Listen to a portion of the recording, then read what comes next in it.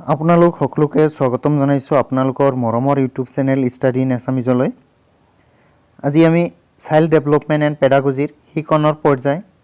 বা phases of teaching, এই phases of টিচিঙৰ ওপৰত আলোচনা কৰিম, যিখিনি LP আৰু UP টেটৰ কাৰণে বহুতেই গুৰুত্বপূৰ্ণ হয়। ইয়াৰ আগতে চাইল্ড ডেভেলপমেণ্ট এণ্ড পেডাগজিৰ ভালেকেইখন ভিডিঅ' দিয়া হৈছে। যদি সেইবোৰ চোৱা নাই আপোনালোকে, ডেছক্ৰিপশ্যনত লিংক আছে, তাৰ পৰা গৈ পিনে চাব পাৰিব বা প্লেলিষ্টৰ পৰা আপোনালোকে গৈ পিনে চাব পাৰিব। বলক আমি শিকনৰ পৰ্যায় যি সেই শিক্ষণৰ পৰ্যায়বোৰ চাই লওঁ। শিক্ষণ মানে হ'ল টিচিং, সেই কথাটো আপোনালোকে মনত ৰাখিব। আৰু লাৰ্ণিং মানে হ'ল শিকন। লাৰ্ণিং মানে কি? শিকন। এই কথাটো আপোনালোকে মনত ৰাখিব। যদিহে আপোনালোকে শিক্ষণ আৰু শিকনৰ মাজত উল্টা পুল্টা লাগি যায়, তেতিয়াহ'লে ইংৰাজী টাৰ্মখিনি চাই ল'ব কুৱেশ্যনটোত। টিচিং বুলি থাকিলে শিক্ষণ হ'ব আৰু লাৰ্ণিং বুলি থাকিলে শিকন হ'ব। শিক্ষণৰ যি পৰ্যায় বা টিচিঙৰ যি পৰ্যায়, সেই টিচিঙৰ পৰ্যায় তিনিটা। মূলতে কেইটা পৰ্যায় হয় শিক্ষণৰ? তিনিটা পৰ্যায় হয়। এটা হ'ল প্ৰি এক্টিভ ফেজ, মানে পূৰ্ব কাৰ্যকৰী ফেজ বা কাৰ্যৰ পূৰ্বৰ পৰ্যায়, মানে কাম কৰাৰ আগৰ যিখিনি পৰ্যায় থাকে, ফেজ থাকে, সেই কাম কৰাৰ আগৰ ফেজখিনিকে পূৰ্ব কাৰ্যকৰী পৰ্যায় বা কাৰ্যৰ পূৰ্বৰ পৰ্যায় বুলি কোৱা হয়। 2 নম্বৰত হ'ল কাৰ্য সম্পাদন পৰ্যায় বা পৰস্পৰ ক্ৰিয়াশীল পৰ্যায়, যাক ইংৰাজীত কোৱা হয় ইণ্টাৰেক্টিভ ফেজ। 3 নম্বৰত সেইটো হ'ল উত্তৰ ক্ৰিয়াশীল পৰ্যায় বা কাৰ্যৰ পশ্চাৎ পৰ্যায়, পষ্ট এক্টিভ ফেজ। এই তিনিটা হ'ল শিকনৰ পৰ্যায়। শিক্ষণৰ পৰ্যায়ৰ এই তিনিটা যি ভাগ, এই ভাগৰ বিষয়ে এতিয়া আমি ডিটেইলছ পঢ়িম। যে পূৰ্ব কাৰ্যকৰী পৰ্যায় বা কাৰ্যৰ পূৰ্বৰ পৰ্যায় কি বুলি কওঁ আমি, প্ৰি এক্টিভ ফেজ বুলিলে আমি কি বুজি পাওঁ সেইটো চাওঁ। যে শিক্ষাদানৰ আগৰ সকলো কাৰ্য কৰা হয় এই প্ৰি এক্টিভ ফেজত। যি প্ৰি এক্টিভ ফেজ আছে তাত কি কৰোঁ আমি? শিক্ষাদান মানে টিচিং কৰাৰ আগৰ যিমানবোৰ কাৰ্য কৰোঁ আমি। এতিয়া চাওক, আপুনি যেতিয়া ক্লাছৰুমত সোমাব, আপুনি যেতিয়া শিক্ষক, আপুনি ক্লাছৰুমত সোমাব, তাৰপিছতহে আপুনি টিচিং কৰিব, আপুনি শিক্ষাদান কৰিব। তাৰ আগত যিখিনি আমি কাম কৰোঁ, সেই কামখিনিকে আমি কি বুলি কওঁ? শিক্ষাদানৰ আগৰ পৰ্যায় বা পূৰ্ব কাৰ্যকৰী পৰ্যায়, ইংৰাজীত কোৱা হয় প্ৰি এক্টিভ ফেজ। এতিয়া প্ৰি এক্টিভ ফেজত আমি কি কি কাম কৰোঁ? আমি লেচন প্লেন প্ৰস্তুত কৰোঁ। আমি কি কৰোঁ? লেচন প্লেন, পাঠ পৰিকল্পনা প্ৰস্তুত কৰা। এতিয়া আপোনালোকে DLED যেতিয়া কৰিছে, DLEDত আপোনালোকে পাঠ পৰিকল্পনা বনাব লাগিছিল বহুতখিনি। তাত আপোনালোকে জানে যে পাঠ পৰিকল্পনাত আমি কি কি কৰোঁ? ইন্ট্ৰডাকশ্যনখিনি থাকে, সেইখিনি পিছলৈ চাম আমি। যে পাঠ পৰিকল্পনা মানে যি পাঠটো, যি লেচনটো আপুনি পঢ়াব, তাৰ কাৰণে আপুনি পূৰ্বতে পৰিকল্পনা কৰিব লাগিব। মই ইমানখিনি বস্তু পঢ়াম, মই এনেকৈ পঢ়াম, এনেকৈ পঢ়ালে ছাত্ৰখিনিয়ে বুজি পাব, আকৌ শেষত মই এনেকৈ ধৰণৰ ছাত্ৰ ছাত্ৰীক প্ৰশ্ন সুধিম। সেই যিখিনি কাৰ্য কৰা হয় সেইখিনিকে পাঠ পৰিকল্পনা বুলি কোৱা হয়, ইংৰাজীত লেচন প্লেন বুলি যাক কোৱা হয়। 2 নম্বৰত আমি কি কাম কৰোঁ? যে শ্ৰেণীকোঠা প্ৰস্তুত কৰা। এতিয়া আমি যি বিষয়টো পঢ়াম, সেই বিষয়টো পঢ়োৱাৰ কাৰণে আমাৰ যি শ্ৰেণীকোঠা, ক্লাছৰুম, সেই ক্লাছৰুমটো আমাৰ প্ৰস্তুত থাকিব লাগিব। হয়তো আমি ক্লাছৰুমত কিছুমান ফলক বা কিছুমান আমি হৰ্ডিংছ লগাই দিম। হৰ্ডিংছ বুলি ক'ব নোৱাৰোঁ, আমি ফলক। ধৰি লওক আপুনি মাছৰ বিষয়ে পঢ়াব। মাছৰ বিষয়ে পঢ়াবলৈ হ'লে আপুনি মাছৰ কিছুমান চিত্ৰ আপোনাৰ ৱালত যদি লগাই থয়, তেতিয়াহ'লে ছাত্ৰ ছাত্ৰীসকলক বুজাওঁতে আপোনাৰ সুবিধা হ'ব। সেইকাৰণে আপুনি শ্ৰেণীকোঠাটো কি কৰিব লাগিব? প্ৰস্তুত কৰিব লাগিব। 3 নম্বৰত আপুনি কৰিব লাগিব কি? পাঠদানৰ লক্ষ্য আৰু উদ্দেশ্য নিৰ্ধাৰণ। যে আপুনি যিটো পাঠদান কৰিব, সেই পাঠদানৰ উদ্দেশ্যটো কি আৰু তাৰ লক্ষ্যটো কি, এইখিনি আপুনি আগতে নিৰ্ধাৰণ কৰি ল'ব লাগিব। এইখিনি ক'ত কৰিব লাগিব? আপুনি প্ৰি এক্টিভ ফেজত কৰিব লাগিব, মনত ৰাখিব। 4 নম্বৰত শিক্ষণৰ কৌশল নিৰ্বাচন, মানে আপুনি কোনটো স্কিল বা আপোনাৰ কোনটো কৌশল ব্যৱহাৰ কৰিব ছাত্ৰ ছাত্ৰীসকলক বুজাবলৈ, সেইটোও আপুনি পঢ়োৱাৰ আগতে নিৰ্ধাৰণ কৰি আহিব লাগিব। হঠাৎকৈ আপুনি ক্লাছৰুমত সোমাই বা শ্ৰেণীকোঠাত সোমাই শিক্ষাদান কৰিলে নহ'ব। তাৰ কাৰণে আপুনি পূৰ্বতে আপোনাৰ কৌশলবোৰ জনা থাকিব লাগিব, আপুনি নিৰ্বাচন কৰিব লাগিব। আৰু শেষত যি প্ৰি এক্টিভ কাৰ্য হয় বা পূৰ্ব কাৰ্যকৰী পৰ্যায়ৰ কাম হয়, সেইটো হ'ল বিষয়বস্তুৰ বাছনি আৰু পাঠদানৰ প্ৰস্তুতি। এতিয়া আপোনালোকে চাব এই চাৰিটা যিখিনি পঢ়িলোঁ এই চাৰিটাই আপোনাৰ পাঠ পৰিকল্পনা মানে লেসন প্লেনত গুচি যায় তথাপিও আমি এক্সট্ৰাকৈ কিহৰ কাৰণে পঢ়িলোঁ কেতিয়াবা আমাৰ পৰীক্ষাত কুৱেশ্যন আহি যায় সেইখিনি আপোনালোকে কুৱেশ্যনখিনি পাবই যে শেষৰ যি কাম সেইটো হ'ল বিষয়বস্তুৰ বাছনি আৰু পাঠদানৰ প্ৰস্তুতি আমি কোনটো বিষয়বস্তু পঢ়াম সেইটো আপুনি বাছনি কৰিব লাগিব আৰু এইটো কেনেকৈ পাঠদান কৰিম তাৰ কাৰণে আমি কি কৰিব লাগিব প্ৰস্তুতি এই গোটেইখিনি কাম আমাৰ ক'ত হয় পূৰ্ব কাৰ্যকৰী পৰ্যায় বা কাৰ্যৰ পূৰ্বৰ পৰ্যায় মানে প্ৰি এক্টিভ ফেজ আমি যেতিয়া পঢ়াওঁ শিক্ষাদান কৰোঁ তাৰ আগৰ যিখিনি কাৰ্য মনত ৰাখিব এইখিনি ইয়াৰ পিছত যেটো হেতু হল কাৰ্য সম্পাদন পৰ্যায় বা পৰস্পৰ ক্ৰিয়াশীল পৰ্যায় মানে ইন্টাৰেক্টিভ ফেজ যেতিয়া আমি শিক্ষাদান কৰোঁ আমি যেতিয়া পঢ়াই থাকো ক্লাছৰুমত সেই যিখিনি সময় সেইখিনি কোৱা হয় কাৰ্য সম্পাদন পৰ্যায় বা পৰস্পৰ ক্ৰিয়াশীল পৰ্যায় এটা আমি কি লিখিম যে পাঠদান কৰোৱা সকলো কাৰ্য বা পাঠদানত কৰোৱা সকলো কাৰ্য আমি যেতিয়া শিক্ষাদান কৰোঁ পাঠদান কৰোঁ তাত যিমানবোৰ আমি কাম কৰোঁ গোটেইখিনি আমাৰ কাৰ্য সম্পাদন পৰ্যায় বা পৰস্পৰ ক্ৰিয়াশীল পৰ্যায়ত অন্তৰ্ভুক্তিকৰণ কৰা হয় আমি কাৰ্য সম্পাদন পৰ্যায় বা পৰস্পৰ ক্ৰিয়াশীল পৰ্যায়ত কি কৰোঁ এক নম্বৰত কৰোঁ আমি বিষয়বস্তুৰ উপস্থাপন আমি ইয়াৰ আগতে যিখিনি পাঠ বা বিষয়বস্তু আমি বাছনি কৰিছিলোঁ সেই বিষয়বস্তুখিনি আমি কি কৰোঁ ক্লাছৰুমত বা শ্ৰেণীকোঠাত ছাত্ৰ ছাত্ৰীৰ আগত আমি উপস্থাপন কৰোঁ বা এটো আমি বৰ্ণনা কৰোঁ দুই নম্বৰত যেটো কাৰ্য কৰোঁ হেতু হল পূৰ্ব জ্ঞান পৰীক্ষা কৰা যে আমি যেতিয়া টিচিং কৰি থাকো টিচিংত ছাত্ৰ ছাত্ৰীসকলক যেতিয়া আপোনালোকে কিবা এটা বিষয়ৰ ওপৰত পঢ়ায় ধৰি লওক আপুনি পৰিয়ালৰ বিষয়ে পঢ়াব বা পৰিয়াল নামৰ যেটো চেপ্টাৰ আছে সেই চেপ্টাৰৰ বিষয়ে পঢ়াব এই পৰিয়াল চেপ্টাৰটো পঢ়াওতে আপুনি হয়তো ছাত্ৰ ছাত্ৰীসকলক সুধিব পাৰে যে তোমাৰ ঘৰৰ মুৰব্বী কোন বা তোমাৰ ঘৰত আৰু কোন কোন আছে এই ধৰণৰ যিখিনি আমি প্ৰশ্ন কৰোঁ সেই প্ৰশ্নখিনিকে পূৰ্ব জ্ঞান পৰীক্ষা বুলি কোৱা হয় মানে ছাত্ৰ ছাত্ৰীসকল আগত কি জানে হেতু পৰীক্ষা কৰা সেইখিনি আমাৰ কোড হয় ইন্টাৰেক্টিভ ফেজত হয় এটো মনত ৰাখিব 3 নম্বৰ যেটো কাম হেতু হল ছাত্ৰ ছাত্ৰীৰ প্ৰতিক্ৰিয়া শুনা মানে আপুনি যিখিনি কোৱেশ্চন কৰিলে সেই কোৱেশ্চনখিনি ছাত্ৰ ছাত্ৰীৰ উত্তৰ কি দিছে বা তেওঁলোকে কি ধৰণৰ প্ৰতিক্ৰিয়া দি আছে সেইখিনিও আপুনি কি কৰিব লাগিব শুনিব লাগিব 4 নম্বৰত আপুনি প্ৰশ্ন সুধিব লাগিব ছাত্ৰ ছাত্ৰীসকলক আৰু সেই মতে ছাত্ৰ ছাত্ৰীসকলে উত্তৰ দিব লাগিব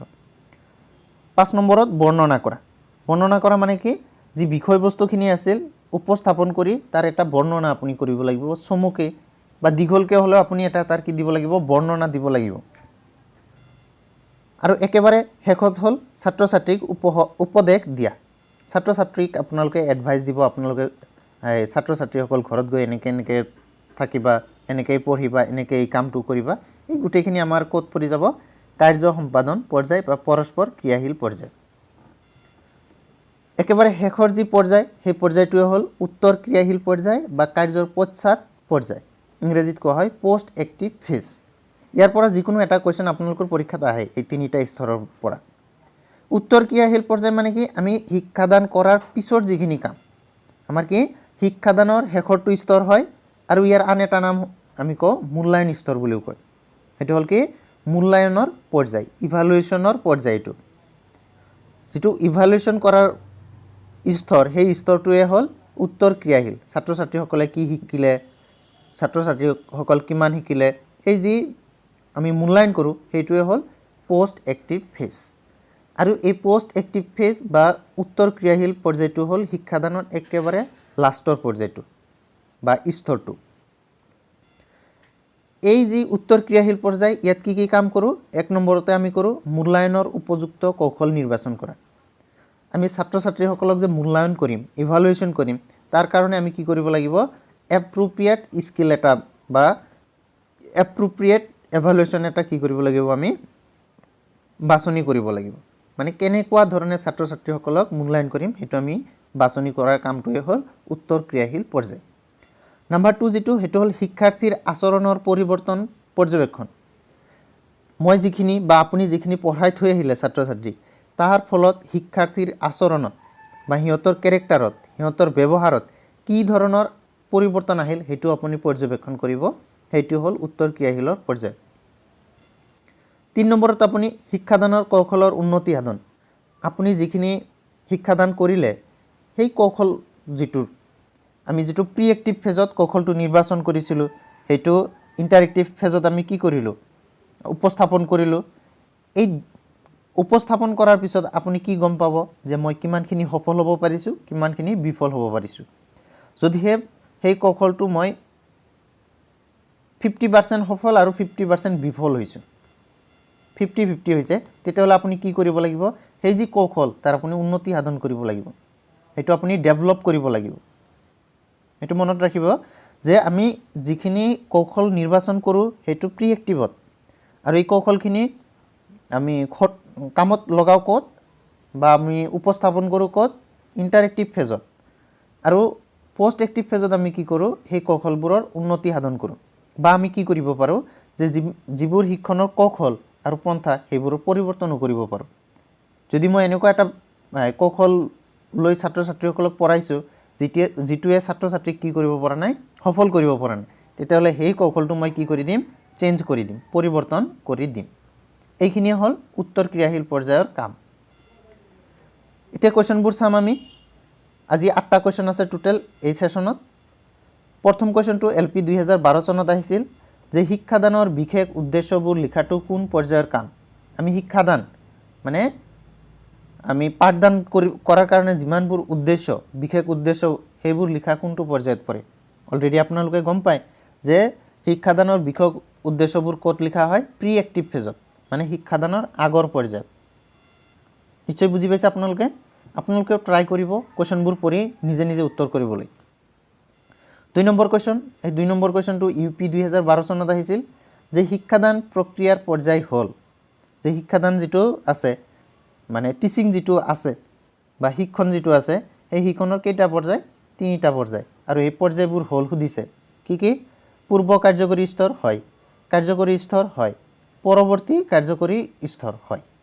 ওপৰৰ আটাইকেইটা তেতিয়াহ'লে অপচন ডি হ'ব ইয়াৰ কাৰেক্ট এনসাৰ এটো যি উত্তৰটো ইয়াত ৰং দেখাইছে কিন্তু ইয়াৰ অপচন কাৰেক্ট হ'ব অপচন ডি যে শিক্ষাদান প্ৰক্ৰিয়াৰ পৰ্যায় হ'ল এই গুটেকেইটা ওপৰৰ আটাইকেইটা পূৰ্ব কাৰ্যকৰী স্তৰ পৰৱৰ্তী কাৰ্যকৰী স্তৰ এই তিনিটাই হ'ল শিক্ষাদানৰ পৰ্যায় অপচন ডি হ'ব কাৰেক্ট এনসাৰ আপোনালোকে এটো অলপ চেঞ্জ কৰি ল'ব প্ৰিন্টিংত ভুল আহিছে 3 নম্বৰ কোৱেশ্চন যে শিক্ষণৰ সক্ৰিয়তৰ স্তৰত তলৰ কোনটো কাৰ্য কৰা নহয় মানে পোষ্ট এক্টিভ ফেজ যেটো আছে টিচিংৰ সেই পোষ্ট এক্টিভ ফেজত কোনটো কাম কৰা নহয় কাৰ্য কৰা নহয় এটো এলপি 2019 ত আহিছে এতিয়া আগতে আমি চাম যে যেটো শিক্ষণৰ সক্ৰিয়তৰ স্তৰ তাত কি কৰা হয় প্ৰকৃত আচৰণমূলক পৰিৱৰ্তনৰ ব্যাখ্যাকৰণ হেতু কৰা হয় উপযুক্ত মূল্যায়নৰ কৌশল এটো নিৰ্বাচন এটো কৰা হয় অলৰেডি আপোনালোকে পালে যে আচৰণৰ পৰিৱৰ্তন কেনেকুৱা ধৰণৰ হৈছে এটো ব্যাখ্যা কৰিব লাগে বা উপযুক্ত মূল্যায়নৰ কৌশল সৰি অপচন বি যেটো সেই বি টো চাব যে উপযুক্ত মূল্যায়নৰ কৌশল হয় এটো পোষ্ট এক্টিভ ফেজত মই চাওতে ভুল কৰিছিলো যে উপযুক্ত মূল্যায়নৰ কৌশল এটো আমাৰ ক'ত হয় পোষ্ট এক্টিভ ফেজ সক্ৰিয়তৰ স্তৰত হয় শিক্ষণৰ কৌশল আৰু পন্থাৰ পৰিৱৰ্তন এইটো পোষ্ট এক্টিভ ফেজত হয় শৈক্ষিক উদ্দেশ্যৰ নিৰ্ধাৰণ এতিয়া চাওক শৈক্ষিক উদ্দেশ্যৰ নিৰ্ধাৰণ অলপ আগতে 2012 জি কোৱেশ্চনটো আহিছিল তাত আমি পালো যে শৈক্ষিক উদ্দেশ্যৰ নিৰ্ধাৰণ ক'ত কৰা হয় প্ৰি এক্টিভ ফেজ বা পূৰ্ব কাৰ্যকৰী স্তৰত মানে আগৰ প্ৰি এক্টিভত কৰা হয় তেতিয়াহ'লে অপচন ডি টো সক্ৰিয়তৰত কৰা নহয় অপচন ডি হ'ব ইয়াৰ কাৰেক্ট এনসাৰ এই তিনিটা হ'ল পোষ্ট এক্টিভ ফেজৰ কিন্তু এটো হ'ল প্ৰি এক্টিভ ফেজৰ মনত ৰাখিব কোৱেশ্চন নম্বৰ 4 চাব যে পাঠ পৰিকল্পনা কৰা হয় লেসন প্ল্যান ক'ত বনোৱা হয় হেতু কোৱেশ্চনটো সুধিছে যে লেসন প্ল্যান এটা চাওক লেসন প্ল্যান ক'ত কৰা হয় আমি অলৰেডি পালো প্ৰি এক্টিভ ফেজত মানে পূৰ্ব কাৰ্যকৰী স্তৰত লেসন প্ল্যানটো কৰা হয় তেতিয়াহ'লে অপচন এ হ'ব ইয়া কাৰেক্ট এনসাৰ কোৱেশ্চন নম্বৰ 5 চাব যে মূল্যায়নৰ স্তৰ বুলি কোৱা হয় এটা চাওক মূল্যায়নৰ স্তৰ বুলি অলৰেডি আমি পালোৱে যে ইভালুয়েশনৰ ফেজ যেটো হেতু হল একেবাৰে লাষ্টৰ ফেজ মানে পৰৱৰ্তী কাৰ্যকৰী স্তৰ তেতিয়াহ'লে অপচন সি হ'ব ইয়াৰ কাৰেক্ট এনসাৰ মানে পোষ্ট এক্টিভ ফেজ যেটো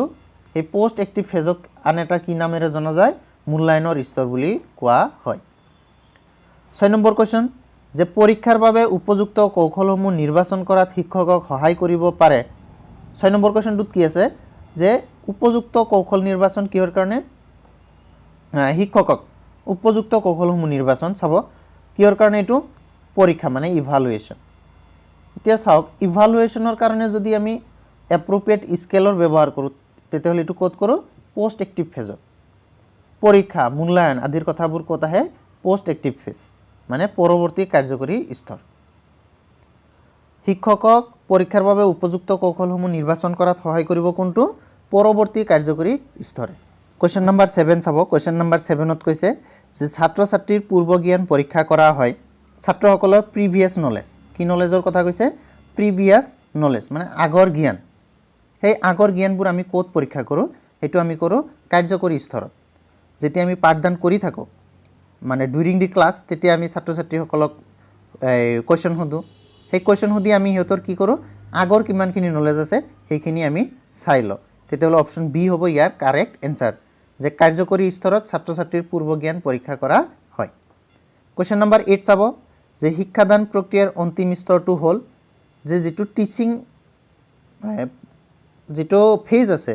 বা টিচিং প্ৰসেস হেতু টিচিং প্ৰসেসৰ অন্তিম স্তৰ মানে হেখৰটো স্তৰ হল হেতু হল পৰৱৰ্তী কাৰ্যকৰী স্তৰ পোষ্ট এক্টিভ ফেজ আপোনালোকে নিশ্চয় বুজি পাইছে ধন্যবাদ ভিডিওটো চোৱাৰ বাবে